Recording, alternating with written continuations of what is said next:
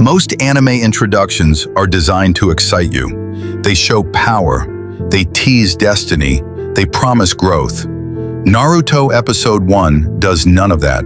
Instead, it quietly asks an uncomfortable question. What happens when an entire community decides that a child will carry the emotional weight of a tragedy?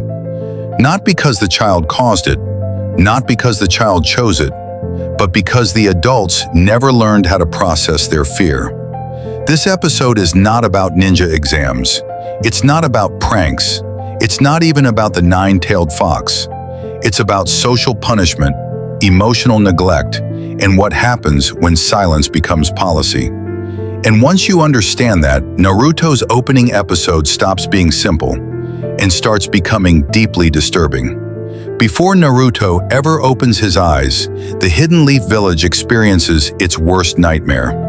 The nine-tailed fox appears without warning. People die. Homes are destroyed. Families vanish in a single night. This isn't just a physical disaster. It's a psychological one. When the fourth Hokage seals the nine tails inside a newborn child, the village survives. From a military perspective, the problem is solved. But from a human perspective, nothing is. Because survival without healing creates something dangerous: unresolved fear. The episode makes it clear that the village never truly processes what happened. Instead of confronting grief, they redirect it. And Naruto becomes the container not only for a monster, but for a community's unspoken trauma.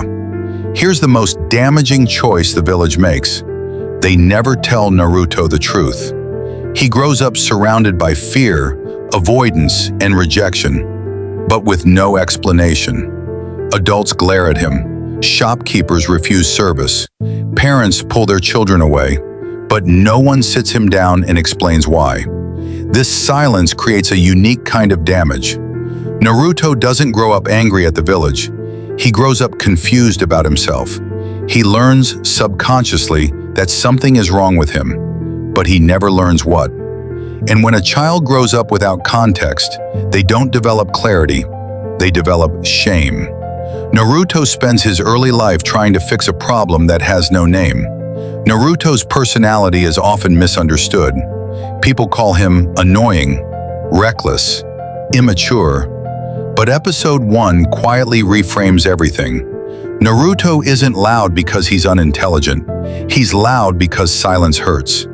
If the village refuses to acknowledge his existence, he'll force them to acknowledge his behavior. Every prank is a test. Every disruption is a question. Can you see me now?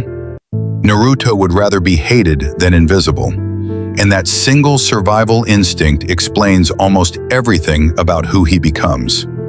In the academy, Naruto fails repeatedly. On the surface, it looks like incompetence, but Episode 1 tells a deeper story. Naruto isn't failing because he can't learn.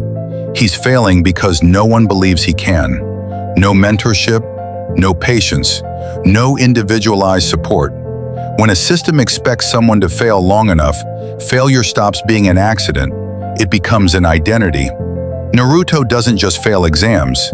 He starts believing that failure is who he is. And that belief does more damage than the nine-tailed fox ever could. The Hidden Leaf Village constantly speaks about loyalty, teamwork, and protecting the next generation. But Naruto grows up without protection. No guardian, no emotional safety net, no sense of belonging. Episode 1 quietly exposes this contradiction. The village preaches unity, but isolates the child who needs unity the most. Naruto doesn't fail the village fails Naruto. And this contradiction becomes one of the most consistent themes in the entire series. Iruka is often remembered as the nice teacher, but kindness isn't what makes him important. What makes Iruka different is hesitation. Iruka also lost his parents during the Nine-Tails attack. He carries the same grief as everyone else. But instead of projecting that grief onto Naruto, he pauses long enough to see the pattern. A lonely child, overcompensating with noise, smiling too hard.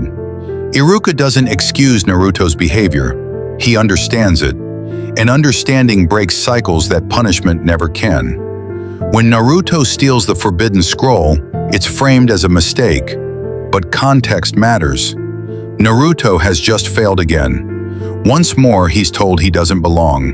Mizuki doesn't tempt Naruto with power, he tempts him with validation. And in one night, Naruto learns a forbidden technique. This moment quietly dismantles the idea that Naruto is untalented. The problem was never ability, the problem was neglect. Episode 1 delivers this revelation without ever stating it directly. Naruto mastering a forbidden technique overnight isn't a miracle. It's evidence. Evidence that talent means nothing without opportunity. The village assumed Naruto was weak, so they treated him as weak, and that assumption shaped every outcome. Episode 1 exposes how easily institutions create the failures they claim to judge.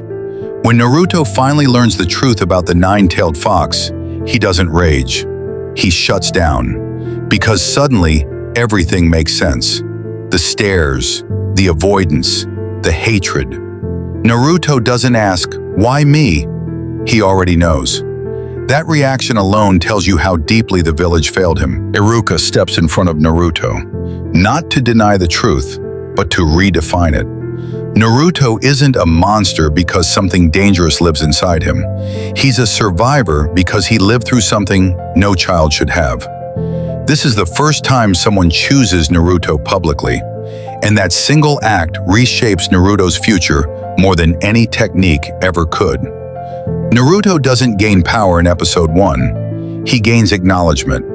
The headband isn't a reward for skill, it's proof of belonging. From this moment on, Naruto's dream of becoming Hokage isn't about status, it's about preventing silence, about making sure no child grows up unseen. Naruto episode 1 doesn't introduce a hero, it introduces a wound. And the rest of the series explores how that wound shapes friendships, conflicts, and ideals. This is why Naruto resonates decades later, because it's not about magic or monsters. It's about what happens when people decide that fear is easier than responsibility. If you enjoy anime breakdowns that focus on psychology, storytelling, and meaning, follow the channel for more deep Naruto analysis. This story only gets heavier from here.